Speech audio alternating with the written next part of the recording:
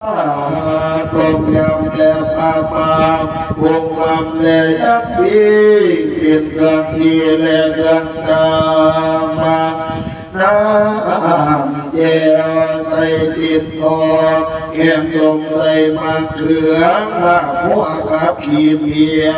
พกห่อและข้าวเบื่อว่า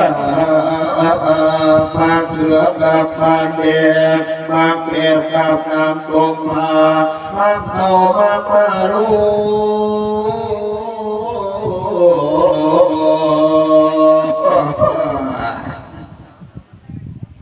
สิกินด้วยประเด็นไม่ใช่ต้